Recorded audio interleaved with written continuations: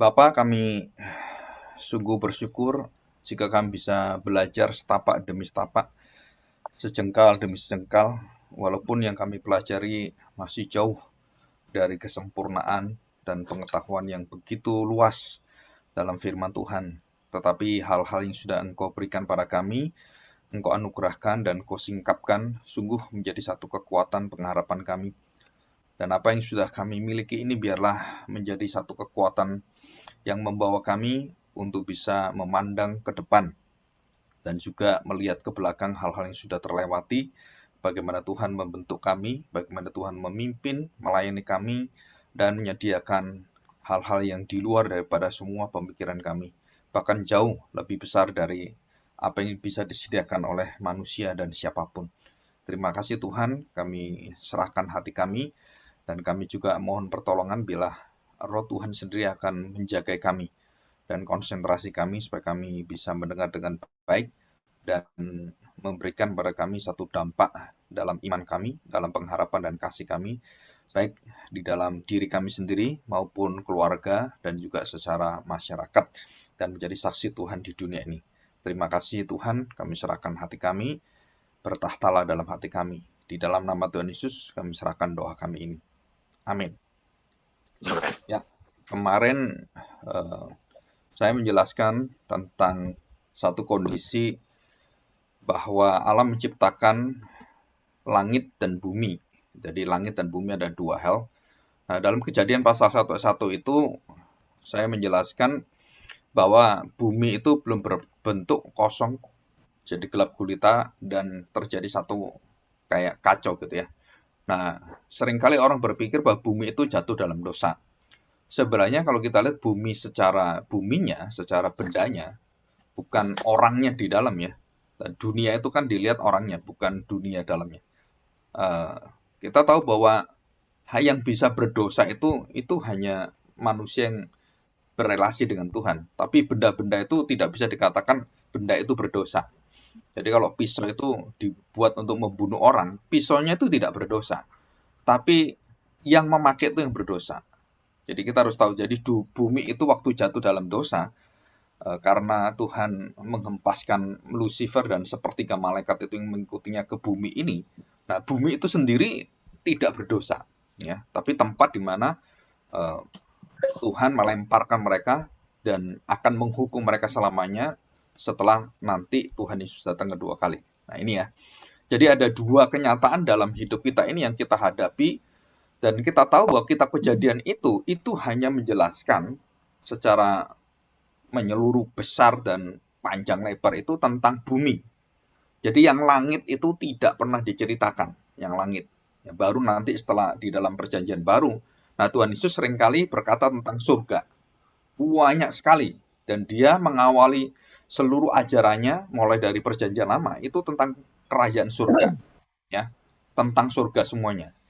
Dan itu sangat unik sekali. Ya, tentang surga itu ya. Nah, kenapa Tuhan Yesus mengajarkan tentang surga dan tidak ada orang yang pernah mengajarkan itu? Karena dia yang menyingkapkan seluruh hati Allah, keberadaan Allah, kediaman Allah. Dan itu berkaitan dengan apa? Heaven. Berkaitan dengan langit itu, ya, surga itu. Jadi itu langit itu artinya dimensi yang tidak kita lihat tetapi ada nyata di dalam dunia roh. Dan ini kita harus bedakan gitu ya. Dan di dalam Kejadian itu dijelaskan langit dan bumi. Jadi bumi belum berbentuk kosong dan kemudian hari pertama, kedua, ketiga sampai hari ketujuh.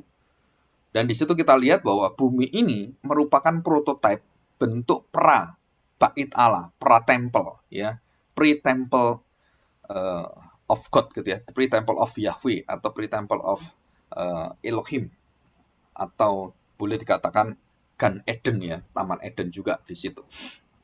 Nah, kondisi bumi ini menjadi tempat kediaman atau bait Allah itu secara makro mempengaruhi seluruh daripada ciptaan yang ada. Dan secara mikronya atau mikrokosmiknya, bait Allah itu adalah manusia sendiri. Nah, itu saya jelaskan kemarin. Nah, waktu Tuhan memberikan satu kuasa, berkuasalah mendominasi seluruh bumi ini dan seluruh isinya, binatang-binatangnya dan banyak sekali yang lainnya, itu berarti Adam itu memiliki kuasa untuk itu. Kuasa apa? Mengatur segala yang ada di ciptaan yang ada di bumi ini. Berapa kuasanya, berapa hebatnya Adam dan Hawa, diberi kekuatan pikirannya atau kuasa apa, kita tidak tahu sama sekali hal ini. Apakah dia memiliki kuasa bisa mengatur semuanya dengan ucapannya, dengan perintahnya? Nah, kita juga tidak dijelaskan situ. Cuman Allah memberikan kuasa itu, kuasa untuk mengatur semuanya. Dari berkuasalah dan beranak cuculah. Jadi bukan hanya Adam, nanti anak cucunya itu menguasai bumi dan jagat semesta ini. Nah, dari sini kita bisa membayangkan bahwa mulai terjadi satu hubungan di Taman Firdaus. Di bumi itu ada Taman Firdaus. Di Taman Firdaus itu secara khusus, Adam itu menjadi tempat Allah berdiam, dan melalui Adam, Allah memerintah semesta alam ini. Nah, itu jabatan adalah jabatan imam, dan dia raja, dan dia nabi.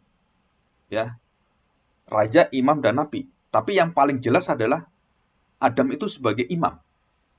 Kenapa sebagai imam? Karena dijelaskan bahwa dia mewakili Allah. Dan kemudian menguasai bumi dan segala isinya itu. Termasuk kalau bumi otomatis dengan jagat semesta ini. Ya, jagat semesta itu yang terlihat saja, yang tidak terlihat, langit dan semuanya itu urusan Tuhan. Jadi manusia tidak punya kemampuan untuk jauh mengatur planet-planet, bumi, galaksi itu bukan, karena langit ya, berkaitan langit. Tapi yang ada di bumi ini, manusia diberi kuasa. Dan saya percaya, seluruh masalah pandemi dan segala sesuatu, itu Tuhan berikan kuasa pada manusia untuk bisa menangani apapun kejadian, malapetaka apapun, itu manusia diberi hikmat oleh Tuhan. Dan kita tahu bahwa manusia bisa mempunyai prediksi, ramalan, dan semuanya, cuaca pun bisa diramal. Waktu saya di Amerika dan juga di Beijing, waktu terjadi hujan salju, bahkan saljunya itu berapa senti pun bisa diukur, bisa diprediksi. Dan tepat, biasanya tepat gitu ya, berapa sentinya, kira-kira 10-20 senti, dan ya sekitar itu, hujannya berapa. Nah, bagaimana mereka bisa mengukur manusia itu ya, yang ada di atas turun berapa, itu pengetahuan yang Tuhan berikan pada manusia untuk mengatur dan bisa menangani apapun, baik masalah bencana, malapetaka, dan semuanya, ya sudah bisa dicegah gitu. Nah, kita bersyukur ini. Nah, dan kita melihat ada hal-hal yang berkaitan dengan beberapa pengajaran firman Tuhan. Nah, Tuhan mengatakan, Tuhan Yesus dan juga Rasul Paulus khususnya mengatakan bahwa segala sesuatu ini yang kita lihat, darah dan daging ini, itu tidak bisa, yang sudah jatuh dalam dosa, tidak bisa masuk ke dalam hubungan Allah. Dan itu sudah terputus. Jadi semua darah dan daging ini, itu tidak bisa masuk kerajaan Allah. Dan Tuhan juga mengatakan bahwa urusan darah daging itu bukan urusan lagi yang ada di dunia, bahkan sampai kawin, ya, urusan rumah tangga itu, atau boleh katakan hubungan suami istri, itu nanti di surga sudah tidak ada lagi. Kenapa tidak ada lagi? Karena yang ada adalah hubungan yang kekal, yang lebih daripada hubungan suami istri, hubungan yang paling indah, orang tua, anak, kasihnya semuanya, itu hubungan Allah yang ada di sana. Dan semua akan sempurna ada di sana. Jadi kita nanti mengasihi anak kita bukan dengan kasih yang seperti kita banyak kelemahan. Nanti di sana kita mengasihi dengan kasih sempurna. Anak kita mengasihi kita dengan sempurna, kita mengasihi anak kita dengan sempurna, tanpa adanya dosa, tanpa adanya sakit penyakit, tanpa adanya kelemahan, tanpa adanya kedukaan, perpisahan, dan itu satu gambaran surgawi. Ya. Maka Tuhan Yesus mengatakan bahwa darah dan daging itu tidak bisa berhubungan dengan dunia surga itu, dengan Allah, karena jatuh dalam dosa. Maka disitulah kita perlu dilahirbarukan, kita perlu darah dan tubuh Kristus sebagai jaminan bagi kita. Kita perlu hidup baru, hidup kekal, dan hidup selama-lamanya. Dan itu dijaminkan oleh karena satu, salib Kristus, salib. Dan itu yang memberikan kita satu gambaran bahwa itulah pusat dan titik daripada seluruh hidup kita. Dan bukan hanya hidup kita, jagat semesta ini titiknya itu ada di salib. Titik waktu, titik tempat, titik kebenaran, titik pengadilan, titik semua kekudusan Allah, dan segala-galanya itu ada di salib. Kalau kita mengerti ini, pengetahuan kekal ini, bahwa di dalam diri Kristuslah segala sesuatu didamaikan di dalam dirinya. Manusia yang jatuh dalam dosa, itu akhirnya bisa bertemu dengan Tuhan. Jadi sesuatu yang tidak bisa berhubungan antara yang gelap dengan yang terang, yang tak terbatas dengan yang terbatas, yang jatuh dalam dosa, itu akhirnya didamaikan oleh Dia. Dan terjadi berkali-kali dalam Alkitab, manusia bisa berhubungan dengan surga, dan bahkan kita tahu Yosua pun bisa memerintah melalui kuasa dan diizinkan oleh Tuhan. Matahari bisa diperintah. Ya, ini saya bacakan, tidak saya bahas karena kemarin saya bahas ya. Saya bacakan aja. Yosua 10 ayat 12 ya. Yosua 10 ayat 12 dan 13. Demikian bunyi firman Tuhan. Lalu Yosua berbicara kepada Tuhan pada hari Tuhan menyerahkan orang Amori itu kepada orang Israel. Ia berkata di hadapan orang Israel. Ia berkata di hadapan orang Israel ya, matahari. Nah, perhatikan. Matahari, berhentilah di atas Gibeon, dan engkau bulan. Nah, bulan pun diperintah di atas lembah Ayalon. Ya. Ayat 13, maka berhentilah matahari dan bulan pun tidak bergerak sampai bangsa itu membalaskan dendamnya kepada musuhnya. Bukankah hal itu tertulis dalam kitab orang jujur? Matahari tidak bergerak di tengah langit dan lambat-lambat terbenam kira-kira sehari penuh. Terbenam kira-kira sehari penuh. Dan kita melihat di sini, jadi Yosua dan juga nanti Yesaya, nah kita lihat 2 Raja-Raja pasal 10 ayat yang ke-11, demikian ya.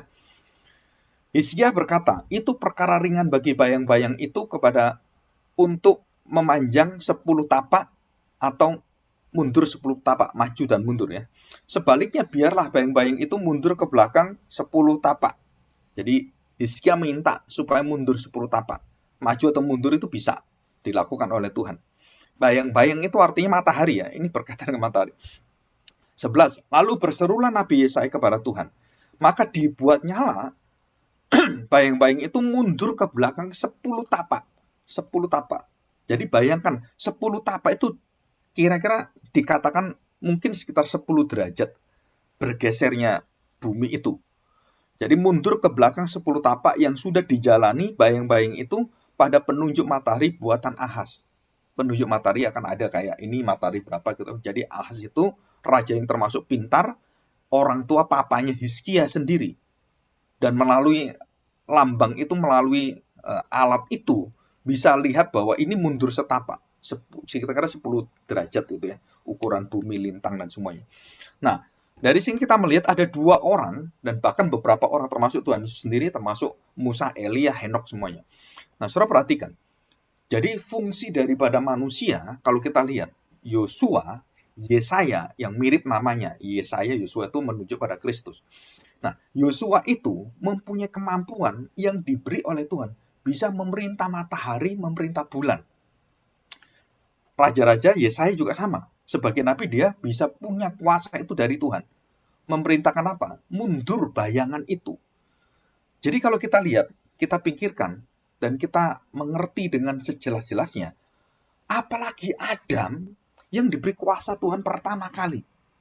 Dia menjadi imam dan dia mengatur, dan dia menjadi raja, dia mengatur segalanya yang ada.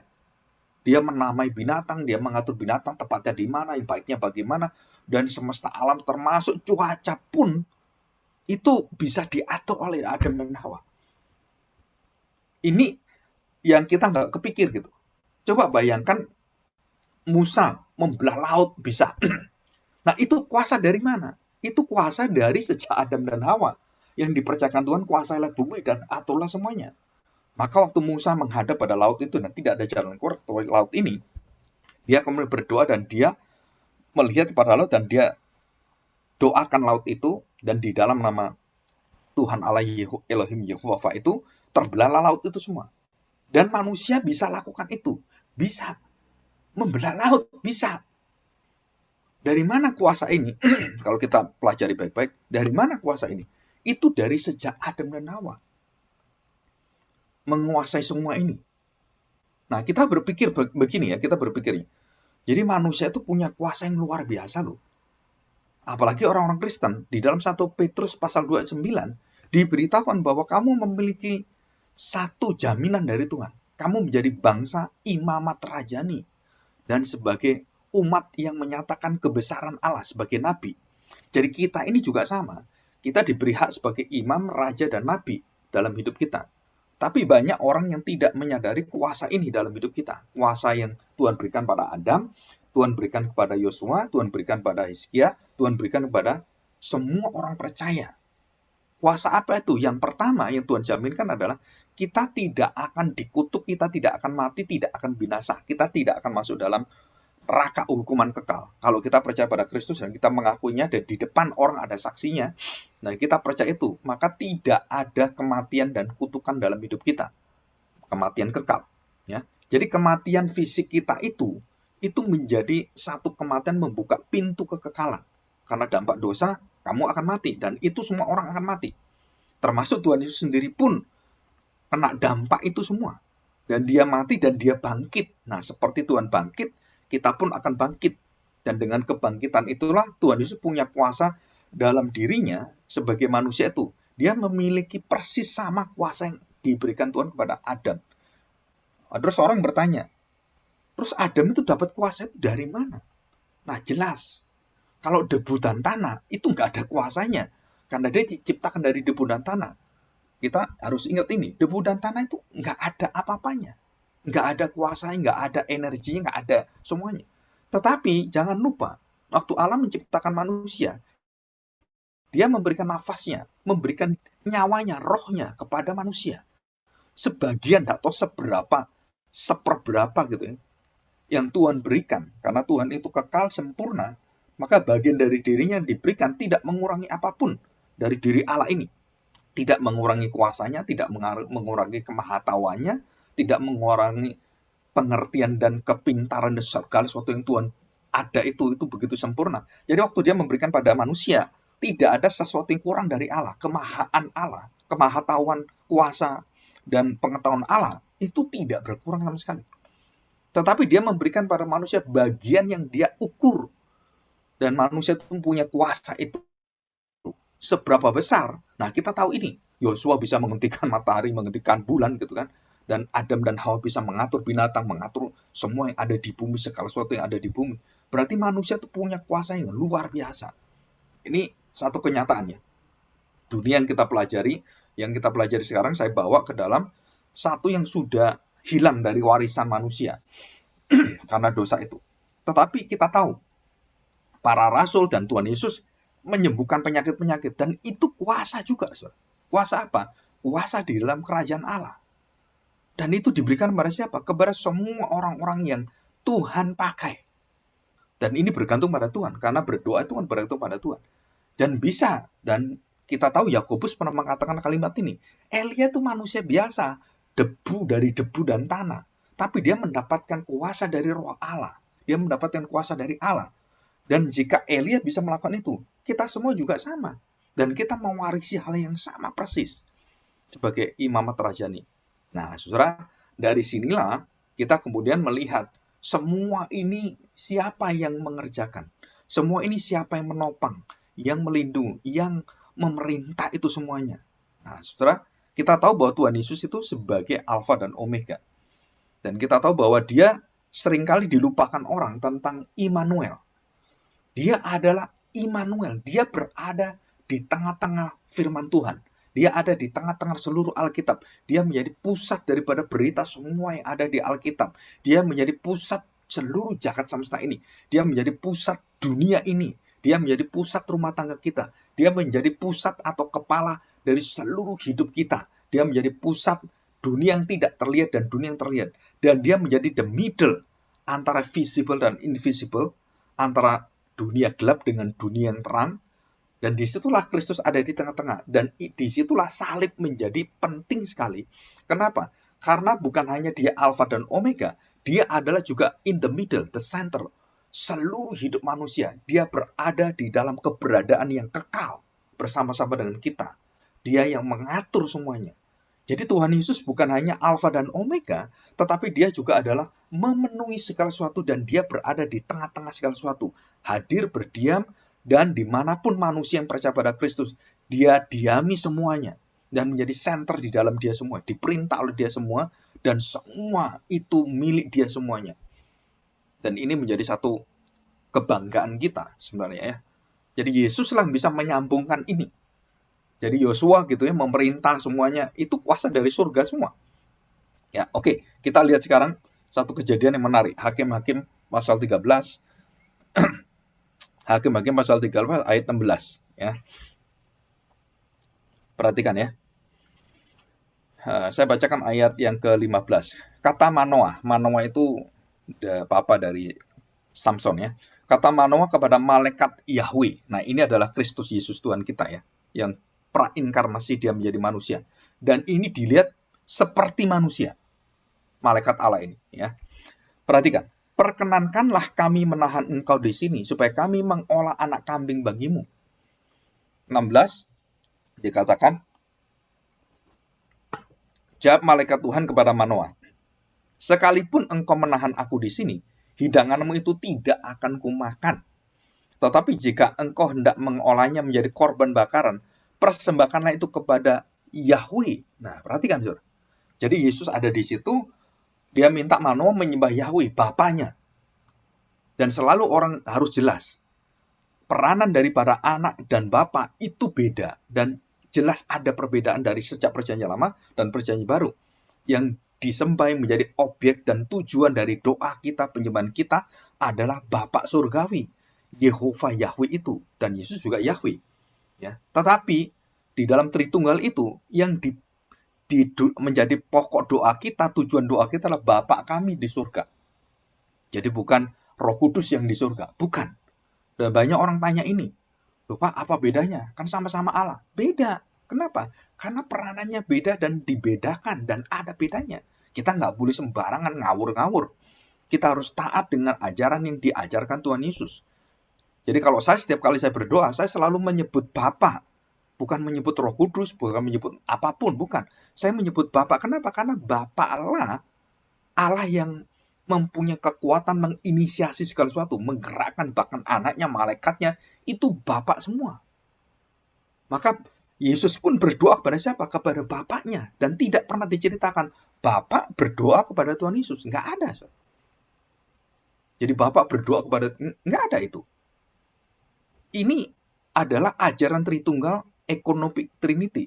Hubungan peranan Tritunggal. Nah, saya tidak jelaskan sini. Sudah bisa melihat di YouTube tentang Tritunggal. Yang ada tentang pengajaran Tritunggal yang saya ada sekitar beberapa, mungkin 6 seri atau berapa gitu ya. Dan banyak sekali di sana. Nah, saudara bisa melihat itu. Nah, perhatikan ayat 16. Ya, saya bacakan.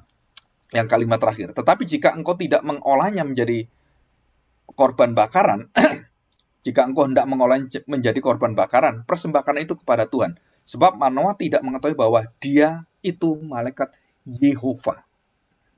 Jelas saya diulangi. Manoah tidak tahu ini siapa. Padahal di depannya itu adalah Yehova sendiri sebenarnya. Yehova yang bisa dilihat pengantara in the middle. Di tengah-tengah selalu hadir bersama orang-orang percaya itu. Ya.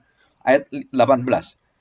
Tetapi jawab malaikat Tuhan kepadanya, mengapa engkau juga menanyakan namaku?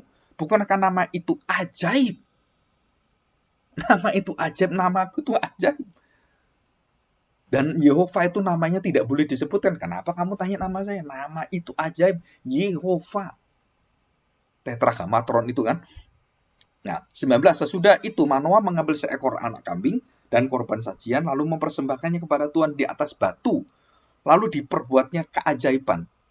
Lalu diperbuatnya oleh Tuhan ya keajaiban, sementara Manoah dan istrinya memandanginya. Perhatikan baik-baik, saudara. Ayat 20. Sedang nyala api itu naik ke langit dari Mesbah, maka naiklah malaikat Tuhan dalam nyala api Mesbah itu. Ketika Manoah dan istrinya melihat hal itu, langsung apa yang mereka lihat, saudara? Mereka langsung sujud mereka dengan mukanya sampai ke tanah. Sejak itu malaikat Tuhan tidak lagi menampakkan diri kepada Manoah dan istrinya. Maka tahulah Manoah bahwa itu adalah malaikat Allah, Mesias sendiri, dan itulah Kristus, dan dialah Allah yang menjadi manusia, yang bisa dilihat oleh manusia. Dan itu sudah ada kepercayaan dalam diri orang Israel. Dalam waktu-waktu tertentu, malaikat Yahweh akan datang. Allah sendiri akan datang dalam bentuk yang bisa dilihat oleh manusia. Dan seperti manusia. Jadi manusia Kristus belum ada, karena belum lahir. Tetapi dia bisa menampakkan diri dengan kuasanya menjadi seperti manusia. Dan bisa dilihat, dan mereka betul-betul nggak tahu seperti manusia ini. Dan mereka terkejut sekali. Tuhan menyatakan diri pada mereka dan sujudlah mereka dengan mukanya sampai ke tanah. Ya. Nah, kita bersyukur hari ini ya, kita bisa belajar ini. Dan apa yang terjadi? Kenapa mereka menyembah Tuhan? Kenapa mereka kemudian sujud? Nah, perhatikan saudara. Pada saat mereka membakar itu dan api mezbah itu kemudian diterima oleh Tuhan, maka malaikat itu naik di atas asap itu, saudara. Berjalan di atas asap, bukan hanya di atas air. Malaikat Allah itu kemudian ikut persembahan itu dan ikut naik asap itu, dan kemudian dia naik ke atas dengan asap itu, dan dia terus naik ke surga. Ini pemandangan ini sama dengan pemandangan kita lihat bangsa Israel dengan tiang awan dan tiang api, dan di situ lambang daripada Kristus hadir bersama dengan mereka dengan kemuliaan di situ. Nah, kenapa saya memaparkan ini? Karena kita tahu bahwa surga itu seringkali berhubungan dengan bumi ini dan tidak terputus. Ya, selalu ada hubungan Allah dengan manusia, hubungan surga dengan dunia, heaven and earth itu. Dan perhatikan hubungan ini, hubungan yang nanti menjadi bukan hanya hubungan sementara, balik lagi sementara, sampai akhirnya Kristus hadir dalam inkarnasi dan menjanjikan, aku tidak akan meninggalkan manusia. Dan mulai inkarnasi itulah bumi ini kembali menjadi tempat baitnya Tuhan, tempat hadiran kaki Tuhan berjejak dan menguasai bumi dan jagat semesta ini, dan langit dikuasai oleh Dia. Bukan hanya langit, bumi juga sama. Dan melalui orang-orang percaya, Tuhan menjejakkan kakinya dan ujung jarinya. Dalam Yesaya pasal 4 dan pasal 6 dikatakan bahwa bait Allah itu ujungnya sampai ke bumi ini, dan Tuhan menjejakkan kakinya menguasai bumi ini, dan bait Allah akan berada di bumi ini, dan bait Allah itu adalah bumi ini sendiri nanti. Dan itu dikembalikan lagi di dalam salib dan inkarnasi. Bumi yang hilang itu sebagai bait Allah itu dikembalikan oleh Kristus menjadi bait Allah, wadah bait Allah di mana orang percaya tinggal. Dan kemudian Tuhan akan bersatu dengan orang percaya, dan itu menjadi surga selama-lamanya. Di mana? Di bumi ini, ya di surga. Ya, ini saudara terus ingatin. Ini ada di kitab Wahyu, saudara. Jadi ini kita bersyukur. Kenapa? Memang bumi ini bukan rumah kita. Bumi ini bukan tempat kita. Tetapi nanti bumi ini akan diubahkan dan menjadi surga bersama-sama dengan Allah Bapa, Anak, dan seluruh malaikat yang ada bersama dengan kita. Bumi ini akan menyatu menjadi surga. Jadi satu. Bumi dan surga itu akhirnya satu di situ dan tidak terpisahkan. Dan itulah keinginan Allah yang terdalam. Bapa itu menginginkan persekutuan dengan seluruh anak-anaknya di dalam Kristus itu. Dan itu kerinduan ciptaan pada awalnya, menciptakan manusia sesuai dengan gambar dan rupa kita dan bersatu selama-lamanya. Bayangkan, saudara, kita bersekutu dengan Tuhan selama-lamanya. Saya nggak kebayang, dan juga banyak orang Kristen tidak pernah membayangkan ini. Rugi, saudara. Kenapa rugi? Karena kita tidak mendapatkan satu damai yang kekal kalau kita tidak pernah membayangkan dengan iman kita bagaimana Tuhan menjamin kita. Karena itu dimulai dari mana? Dari iman kita ini sekarang. Dan kita akan sempurna mengikutinya. Ya. Dan di situ kita bersyukur di hadapan Tuhan. Oke. Nah, setelah dari sini kita masuk kepada tentang Firdaus, ya, Taman Eden. Jadi Taman Firdaus atau Taman Eden itu sama dengan surga. Kenapa saya kata demikian? Karena di dalam Alkitab, kita tahu dalam Alkitab, coba kita lihat ya, di dalam 2 Korintus pasal 12, kita lihat 2 Korintus pasal 12, ayat 2 dan 4. Ya. Nah, perhatikan ayat ini. Ayat ini menjelaskan, mungkin minggu depan akan saya jelaskan detail tentang ayat ini ya. Tafsiran ayat ini. 2 Korintus 12 ayat 1 sampai dengan ayat 4. Ya, Paulus menerima penglihatan dan penyataan. Bukan hanya visi, tetapi revelasi. Jadi bukan hanya visi, dia mendapatkan visi, bukan. Tapi dia mendapatkan revelasi.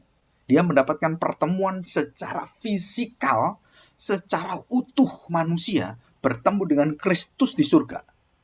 Dan satu-satunya rasul yang mendapatkan hak ini adalah Paulus. Semua rasul sudah ketemu Kristus di bumi ini. Dan Paulus belum pernah ketemu. Dan dia menjadi rasul seperti rasul yang lain. Syaratnya adalah dia harus bertemu seutuhnya dengan Kristus seutuhnya. Dan inilah syaratnya. Dia menjadi rasul ke-13 tanda petik ya. Dan juga menggantikan rasul Yudas. Itu sebenarnya adalah banyak penafsir mengatakan Paulus. Jadi 12 tetap, bukan 13. Jadi 12. Matias itu rasul yang dipilih oleh manusia. Yang masuk ke dalam 12. Tetapi secara kesukuan, secara semua, itu Paulus yang masuk dari suku Benyamin. Dan masuk ke situ. Nah, saudara perhatikan. Aku harus bermegah sekalipun memang hal itu tidak ada faedahnya. Namun demikian aku tidak memberitakan penglihatan-penglihatan dan penyataan-penyataan yang kuterima dari Tuhan. Jadi Rasul Paulus diangkat oleh Tuhan, seluruh hidupnya bukan hanya rohnya saja, tapi seluruh tubuhnya juga. Seperti Henok, seperti Elia. Juga seperti Musa yang dipercaya diangkat Tuhan juga. Ya, tapi mereka gak balik, hanya Paulus yang balik. Perhatikan. Ayat 2, aku tahu tentang seorang Kristen dirinya ya, 14 tahun yang lampau, entah di dalam tubuh, aku tidak tahu, entah di luar tubuh, aku tidak tahu. Allah mengetahuinya. Orang itu, nah disebut sebagai orang itu adalah seluruh Paulus sendiri, hidup semua. Dari tubuhnya semua utuh. Orang itu tiba-tiba diangkat ke tingkat ketiga, yang ketiga dari surga, dari langit. Langit yang ketiga. Nah, ayat yang ketiga. Aku juga tahu bahwa tentang orang itu, entah di dalam tubuh, entah di luar tubuh, aku tidak tahu. Allah mengetahuinya. Jadi dia sepertinya masuk satu dimensi kekekalan, dimensi surgawi, dan dia diangkat bertemu dengan Kristus. Ayat 4, ia tiba-tiba diangkat ke Firdaus. Nah, ayat kedua apa? Diangkat ke langit ketiga di surga. Dan ayat keempat, ke Firdaus. Sama. Jadi Firdaus itu tidak pernah hilang. Itu hilang karena manusia jatuh dalam dosa, diusir dari Firdaus. Tapi Firdausnya, surga itu ada bersama dengan Tuhan. Ini jelas ya. Jadi Firdaus itu apa? Ya surga. Surga itu ya Firdaus. Firdaus itu tempat di mana pertemuan Allah dengan manusia. Tempat di mana manusia berhubungan dengan Tuhan. Dan itu Firdaus. Ini pengertian yang harus kita ingat baik-baik. Jadi ia diangkat dan di sana ia diangkat ke Firdaus dan ia mendengar kata-kata yang tak terkatakan, yang tidak boleh diucapkan manusia. Dan itu Firdaus, dan itu surga. Sekarang saya tanya, banyak hamba Tuhan pendeta-pendeta dari surga. Wah, saya bertemu dengan Tuhan Yesus. Dan balik dari surga, mengatakan, wah dia dapat penglihatan pewahyuan gitu. Memang kamu Rasul Paulus? Gak ada satu orang yang pernah seperti Rasul, dan tidak mungkin ada orang lagi seperti Rasul Paulus.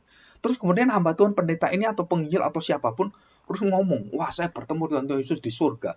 Dan dia mengatakan firman Tuhan. Dan firman Tuhan ini baru. Dan saya langsung mendapatkan firman Tuhan dari dia. Dan saya di luar daripada Alkitab, saya punya revelasi baru. Saya punya pewahyuan. Nah saudara, ini semua sesat. Semua hamba Tuhan mengatakan dia pernah bertemu dengan Tuhan, pernah mendengarkan, pernah berbicara dengan Tuhan, dan tidak ada satu orang pun yang ke surga itu berbicara sia-sia. Apalagi Tuhan Yesus mengulang apa yang ada dan diajarkan, yang pernah dia ajarkan di dunia. Mengulang.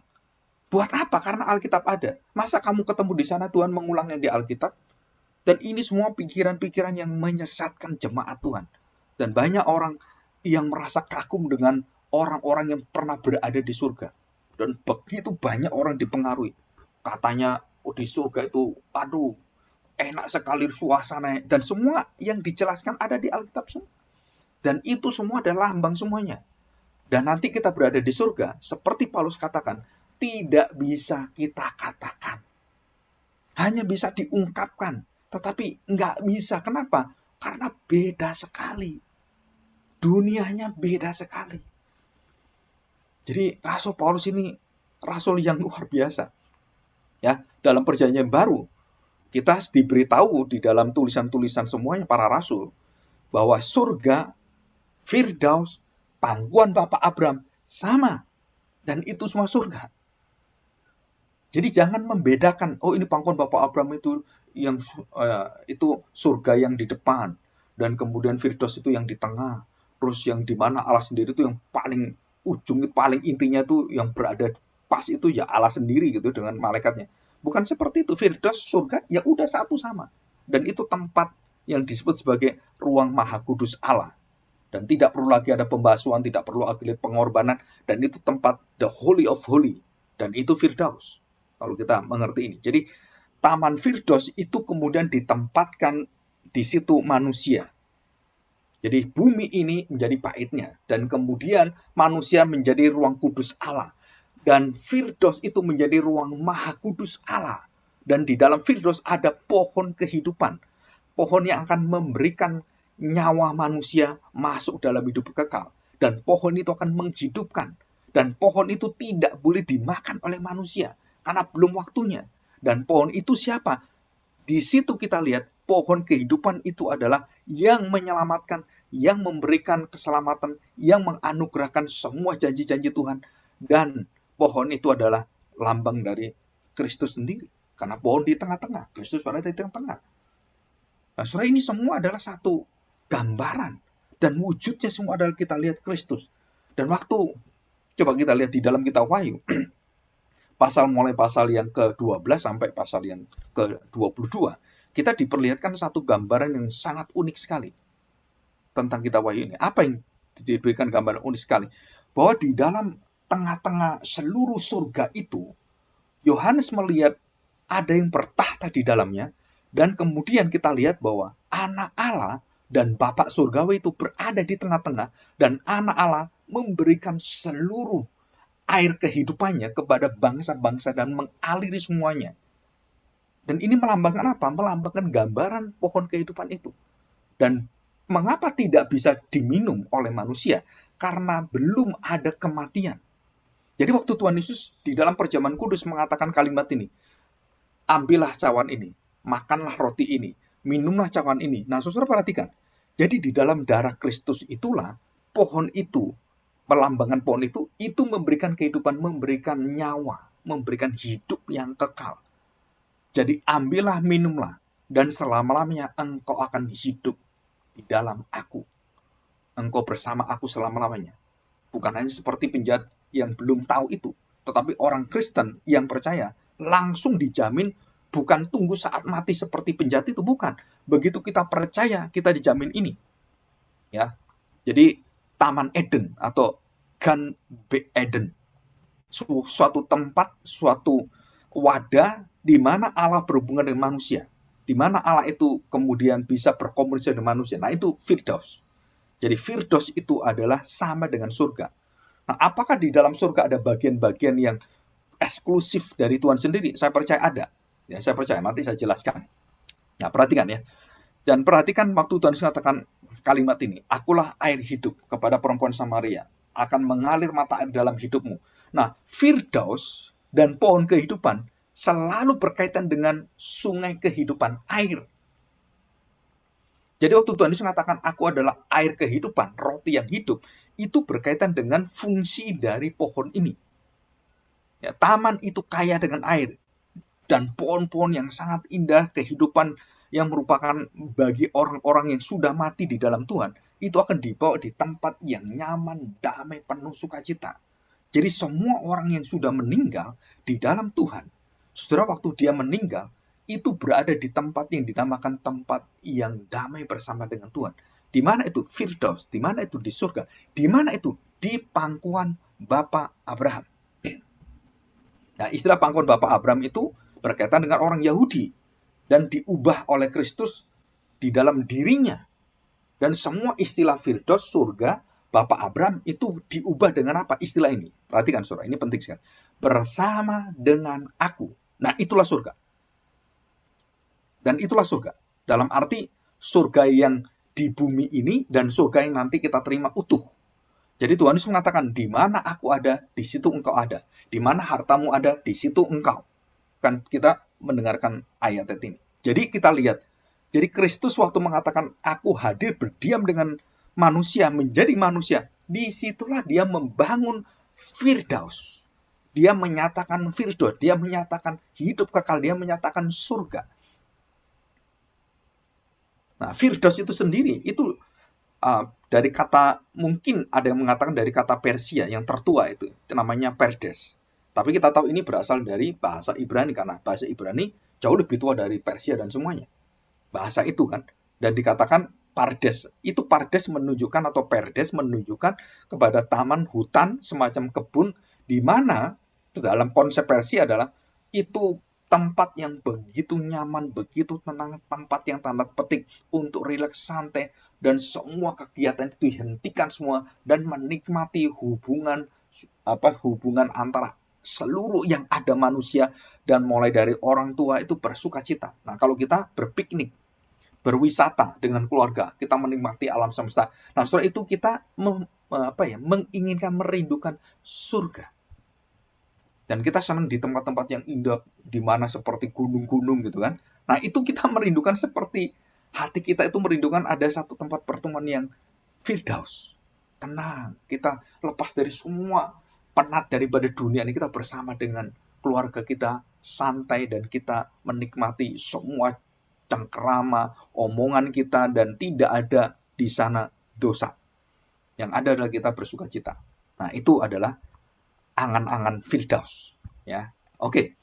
Nah, saudara perhatikan. Jadi Firdaus ini digunakan secara sinonim. Firdaus, surga, pangkuan Bapak Abraham, dan yang di dalam perjanjian baru itu memakai apa? Bersama dengan aku, bersama dengan Tuhan. Dan itulah Firdaus. Jadi dimanapun Tuhan Yesus bersama dengan kita, kita sedang berada di dalam Firdaus.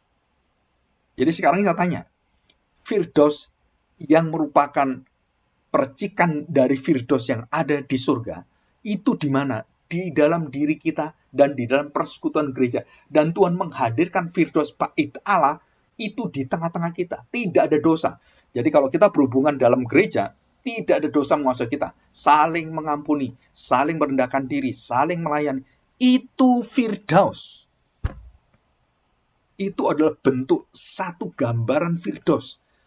Yang Tuhan katakan, hidupkanlah itu di dalam dirimu. Jadi tidak ada dosa menguasai engkau, tidak ada kutukan menguasai engkau. Jadi semua orang yang merasakan dendam dan semuanya, itu buang semua. Kenapa? Karena kamu menikmati Firdaus. Nah, saudara, ini hubungan apa? Hubungan kekal. Jadi kita melihat keluarga kita bukan hanya melihat keluarga kita secara hubungan relasi keluarga, tapi hubungan yang kekal. Hubungan kerajaan Allah, hubungan keluarga Allah, Bapak surgawi yang menjadi Bapak kita. Dan itu menjadi satu peringatan bagi kita bahwa kita ini tidak dikuasai dengan kebencian, tidak dikuasai dengan percekcokan, tidak dikuasai dengan permasalahan, dan seluruh itu ditutupi dengan kasih Kristus. Dan kasih itu membuat kita tidak menjadi dingin, tapi menjadi hangat, menjadi penuh dengan sukacita, menjadi penuh dengan berapi-api. Kenapa? Karena Firdaus itu hadir bersama dengan kita. Pohon kehidupan itu ada dalam diri kita. Ruang maha suci Tuhan itu adalah bait Allah, diri kita sendiri. Tidak tahukah engkau dirimu adalah bait Allah. Dan Paulus waktu mengatakan demikian, ini konsepnya seluruhnya sama dengan apa yang diajarkan Tuhan Yesus dan apa yang diajarkan dalam perjanjian lama. Jadi kediaman Allah. Nah, ini yang terakhir ya, saya jelaskan. Ada satu perbedaan secara kualitas khusus. Perhatikan, Rasul Paulus melintasi langit yang ketiga. Jadi ada jenjang yang dipakai oleh bangsa Yahudi, iman orang Yahudi dan juga Alkitab menerima ini sebagai bagian 3 langit. Apakah itu istilah-istilah secara hanya gambaran saja atau itu ada tingkatannya? Saya pikir ada tingkatan di surga. Kenapa? Ada tingkap-tingkap langit. Jadi ada yang terakhir adalah langit yang ketiga, persekutuan kediaman Allah yang kekal. Nah, saudara perhatikan ini ya. Ini perhatikan baik-baik. Saudara, surga itu diciptakan oleh Allah. Bagaimanapun juga Allah menciptakan surga, langit dan bumi untuk kediaman Dia. Nah, sekarang saya tanya, Allah itu perlu nggak di luar dirinya? Terus Dia berada dalam dirinya sendiri. Dia perlu nggak bergantung pada Firdaus itu sendiri? Jawabannya tidak. Nah, saudara, surga itu diciptakan Allah. Sedangkan Allah sendiri itu adalah kekal. Jadi dia mau berdiam dan dia menciptakan di mana dia bisa berada. Tapi dia sendiri tidak dibatasi dengan surga, tidak dibatasi dengan bumi ini, tidak dibatasi dengan waktu, ruang, dan semuanya. Nah, itu disebut sebagai tempat kediaman Allah yang kekal di atas segala yang kekal. Bapa, Anak, dan Roh Kudus itu kekal. Dan surga di bawah dia. bumi dan seluruh jagat semesta diatur oleh Dia. Dan surga itu juga dikuasai oleh Dia. Langit dan bumi, dan bahkan bumi paling bawah neraka pun dikuasai oleh Dia. Dan siapa yang menciptakan neraka? Siapa yang menciptakan surga? Allah semuanya. Nah, sedangkan keberadaan Allah, kediaman Allah yang kita sebut sebagai surga, itu surga yang kita bisa bersekutu dengan Tuhan. Sedangkan Allah sendiri, Bapa, Anak, dan Roh Kudus yang kekal itu, tidak ada orang yang bisa masuk dalam persekutuan itu. Itu persekutuan eksklusif Bapa, Anak, dan Roh Kudus. Dan itu adalah tidak boleh ada satu orang yang bisa masuk dalam persekutuan ini. Dan Allah lah yang masuk dalam persekutuan dengan manusia. Jadi kita melihat ada satu rahasia. Jadi kediaman Allah di dalam diri Bapa, Anak, dan Roh Kudus itu sebenarnya tidak terjangkau, tidak bisa dihampiri oleh manusia. Dan Allah menciptakan surga Firdaus dan jagat semesta ini supaya apa? Allah berhubungan dengan manusia dan Dia menciptakan itu, keinginannya Dia ingin menikmati ciptaannya dan ciptaannya menikmati Dia. Dan semua ada yang sementara, ada yang kekal, ada yang tidak terbatas waktunya dan ada yang terbatas waktunya. Dan manusialah yang diberikan hak oleh Tuhan, dan malaikat dan semua manusia yang jatuh dalam dosa dan semua binatang-binatang tidak punya hak ini dan berhenti semua di bumi dan kemudian dihempaskan dalam api neraka. Khususnya orang berdosa, roh-roh jahat dan iblis Lucifer itu. Nah, ini dihukum yang kekal. Sedangkan manusia yang mengerti Allah, percaya kepada Allah di dalam Kristus, itu bersama dengan Dia. Nah, ini Firdaus. Tetapi kediaman Allah yang kekal ini, yang tak terbatas ini, Bapa, Anak, Roh Kudus, itu kita nggak tahu. Kita tahunya adalah Allah yang membukakan, menciptakan di mana kita bisa berhubungan dengan Dia. Dan itu ada Firdaus. Jadi kita harus bayangkan bahwa keilahian, kemahatauan Allah, Maha Hadir Allah itu semua, itu rahasia Allah semua. Dan kita hanya bisa mengerti sebatas yang ada di bumi. Nanti tubuh kita, tubuh yang baru, sebatas kekekalan atau hidup selama-lamanya bersama dengan Tuhan. Itu pun terbatas. Jadi waktu kita di surga, yang kekal itu, kita terbatas, kita ciptaan. Tapi Allah tidak terbatas, yang tak terjangkau. Kalau kita bisa masuk yang tidak terbatas, mengerti itu, kita jadi Allah. Dan kita tidak mungkin. Dan kita sudah bersyukur masuk surga selama-lamanya, bersuka cita dengan Allah. Itu pun sudah nggak kebayang. Nah, Allah sendiri hadiratnya Dia, kediaman Dia, yang tidak bersama dengan manusia, yang kekal itu. Wah, itu adalah rahasia Allah yang indah luar biasa. Yang saya ngomong itu adalah, apa ya, kalau saya ngomong tempat the holy of holy di dalam surga. Kalau kita ngomong dengan bahasa Alkitab. Dan itu tempat di mana Allah memerintah, di mana Allah bersekutu dengan anak, di mana Dia mengatur semuanya. Sebelum semua ada, sebelum langit dan bumi ada, Allah sudah ada, dan disitulah persekutuan itu. Yang kita sebut juga, ya surga juga. Kalau kita mau, ya itu nggak ada istilah lain kecuali itu surga. Dan barulah surga itu dibawa ke dalam satu hubungan dengan manusia, dan Tuhan menciptakan surga dan bumi dan semuanya, supaya Tuhan berdiam dengan manusia. Dan itulah wadahnya. Nah, saudara, kita bersyukur. Kenapa kitab Wahyu itu digambarkan dengan gambaran-gambaran yang kualitas yang terbaik, semuanya yang ada di bumi ini. Emas, batu, permata, krisopas, dan segala suatu keindahan yang terindah di dunia ini. Itu semua diungkapkan di dalam cara Allah memperkenalkan hidup kekal itu. Jadi bumi dengan segala isinya, keindahannya, itu sebagai lambang gambaran bagaimana kita akan masuk surga yang jauh lebih daripada ini semuanya. Jadi saya beri contoh ini. Waktu Musa kemudian membelah laut, kuasa Musa itu hanya tidak tahu 1/juta atau 1/berapa, karena Allah tak terbatas.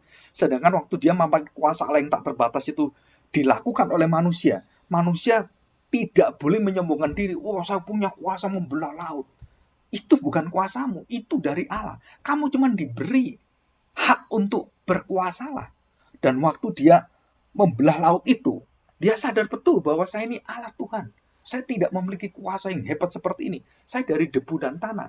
Kalau bukan roh Allah yang memberikan pada saya, dan nyawa saya dari Allah, nggak mungkin saya lakukan kuasa ini. Nah, itu selalu menjadi kesadaran kita. Doa-doa dalam kitab Mazmur selalu mengatakan, aku dari debu dan abu. Aku seperti cacing ulat yang menjijikkan. Itu Daud berdoa seperti itu. Dan selalu orang kalau berdoa, orang perjanjian lama, orang Yahudi, berdoa dalam abu dan debu. Nah, diingatkan oleh kita, kamu itu abu dan debu. Kalau bukan dari roh Allah, kamu bukan apa-apa. Dan disitulah kita bukan hanya bangga, kita bersyukur dan bersukacita nggak habis-habisnya, karena kita memiliki roh Allah. Dan itulah yang kita beritakan kepada dunia ini. Kita beritakan kepada keluarga kita beritakan ada jaminan hidup kekal di dalam kita beriman kepada Kristus. Jangan takut apapun. Kenapa? Karena Kristus menjadi kekuatan iman kita. Karena dia hadir menguasai kita. Apapun, menghadapi badai semuanya, segala hal itu. Tuhan mengatakan, aku tidak pernah tinggalkan kamu. Aku selalu bersama dengan kamu. Walaupun kita secara manusia, seolah kita tidak melihat di mana sih Tuhan hadir itu. Tapi dalam iman kita mendengar kasih-Nya Allah itu dalam hidup kita. Ya, saya pikir hari ini saya cukup memberitakan tentang Firdaus, surga, pangkuan Bapak Abraham, itu sama. Dan semua orang yang meninggal di dalam Tuhan, langsung bersama dengan Tuhan selama-lamanya di Firdaus. Dan tidak ditunda lagi. Dan tidak kemudian seperti orang menantikan kayak di tempat antri halte bis gitu kan, antri nonton, antri apa, wah kita lagi antri masuk surga. Tidak, saudara. Tuhan mengatakan bersama aku, hari ini engkau bersama aku di Firdaus. Jadi artinya Tuhan Yesus sudah mengatakan demikian di Tesalonika juga sama, pasal yang kelima, bahwa orang-orang yang mati di dalam Tuhan, itu langsung bersama dengan Tuhan. Yang tidak bersama dengan Tuhan, yang tidak percaya Tuhan, itu langsung masuk dalam penghukuman dan menunggu nanti masuk neraka. Jadi neraka sekarang ini belum ada orangnya. Termasuk surga yang kekal nanti juga sama. Yang bersama-sama yang nanti akan diubahkan langit dan bumi yang baru, belum ada orangnya. Tapi yang surga yang sementara bersama dengan Tuhan yang kekal itu semua makhluk surgawi ada. Dan roh-roh manusia yang mati bersama dengan Tuhan itu ada di sana. Tetapi surga yang bumi dan langit surga itu belum ada. Dan neraka belum ada orangnya. Kalau kita mau mengerti itu, neraka itu belum ada karena Tuhan belum menghakimi, Tuhan belum memisahkan, dan Tuhan belum bangkitkan orang-orang mati semuanya, dan Tuhan belum masukkan mereka ke neraka. Maka orang-orang mengatakan, oh saya melihat manusia di neraka, oh begini-begini terbakar, leleh semuanya. Orang-orang tidak mengerti Alkitab. Kenapa? Karena belum ada orang loh di neraka. Orang yang pertama kali ke neraka dan bisa hidup itu Kristus. Dan nanti akhir zaman barulah Tuhan akan mengangkat semuanya dan kemudian menghempaskan ke neraka. Barulah neraka ada orangnya, ada penghuninya. Selama ini belum. Bahkan iblis-iblis yang diusir Tuhan mengatakan, kan belum waktunya. Kenapa kamu mau hukum saya? Memang belum. Terus akhirnya mereka masuk ke babi-babi kan. Dan itu tempat sementara mereka di sana. Tempat bukan di Firdaus, tapi di Sheol, di Gehenna. Yang menunjukkan nanti ke neraka. Dan disitulah kita belajar. Jadi kita jangan pernah dipengaruhi dengan ajaran-ajaran yang tidak bertanggung jawab, yang tidak belajar Alkitab tentang surga, neraka, yang mereka jelaskan dengan pola-pola agama-agama yang ada, bagaimana perutnya dibelah, ada anjingnya, ada binatang-binatang yang menjijikkan, terus kemudian menjilati perutnya, dan kepalanya kemudian ada yang melotot, ada yang macam-macam. Itu gambaran neraka yang ada di agama-agama. Dan itu bukan neraka yang ada di Alkitab. Semua gambaran itu ngawur semuanya. Nah, kita belajar hari ini. Jadi Paulus diangkat dan kemudian kembali. Satu-satunya manusia yang bertemu dengan Allah dalam tubuh yang utuh. Dan ketemu dengan Kristus dan balik dengan tubuh yang utuh. Itu satu-satunya adalah Rasul Paulus. Dan yang kedua hanya dalam visi, itu Yohanes. Ya, Yohanes itu dalam visinya. Bukan diangkat ke langit, dia tetap di bumi ini. Dan dia pernah sementara diperlihatkan surga, balik lagi. Tapi Paulus, seluruh hidup tubuhnya diangkat oleh Tuhan. Dan satu-satunya Rasul Paulus. Jadi rahasia-rahasia yang terbesar tentang kerajaan surga, tentang surga, banyak ditulis oleh Rasul Paulus dan Yohanes. Dua orang ini, yang paling banyak menyingkapkan tentang surga. Setelah Kristus, dua rasul inilah yang diberi hak oleh Tuhan untuk melihat surga yang kekal di masa mendatang. Ya, kita bersyukur kita bisa belajar ini. Mari kita berdoa, kita bersyukur karena surga itu dijaminkan kepada kita, dan kita bersyukur karena kita dimeteraikan oleh darah Kristus, sehingga kita mendapatkan tiket masuk satu paket yang utuh, dan kita dijamin dengan tiket surgawi, tubuh dan darah Kristus. Mari kita berdoa. Kami bersyukur di hadapan-Mu, Bapa yang kekal. Kami sungguh merasakan satu ketenangan, satu harapan yang benar-benar terwujud karena Engkau berjanji tidak pernah Engkau ingkari. Tuhan, kami percaya apa yang sudah dilakukan oleh anak-Mu dan apa yang menjadi karya seluruh daripada pelayanan, pekerjaan, pengajarannya. Kami mendapatkan satu air kehidupan dari firman yang kekal ini. Baik itu perkataan, baik itu tingkah lakunya, dan seluruh hidup Kristus sungguh-sungguh sempurna menjadi berkat bagi kami dan menjadi pokok kehidupan kami, pokok anggur, dan dialah pohon kehidupan itu. Terima kasih Bapa, kami bersyukur biarlah roh Tuhan akan menjaga kami, supaya kami tidak menyeleweng, dan juga roh Allah melembutkan hati kami, memberikan kepada kami satu kuasa untuk bersaksi tentang kebenaran-kebenaran firman Tuhan, walaupun begitu banyak pertentangan dan penghindaran, bahkan permusuhan yang kami hadapi, karena kami menyatakan kebenaran-Mu Tuhan. Tetapi Bapa Surgawi akan memilih orang-orang yang akan dilembutkan, ditarik oleh tangannya, oleh kuasa kasih-Nya, oleh kemurahan-Nya, dan waktu kami menjadi saksi-Mu, baik secara ucapan tingkah laku, disitulah kami mendapatkan benih-benih kerajaan-Mu Tuhan, sehingga orang-orang percaya yang baru datang kepada Tuhan dan bersukacita, ataupun orang-orang Kristen yang hanya secara KTP, hanya ikut-ikutan, akhirnya mendapatkan iman Kristen yang sejati di dalam Kristus. Terima kasih Bapa. Di dalam nama Tuhan Yesus kami serahkan doa kami. Amin.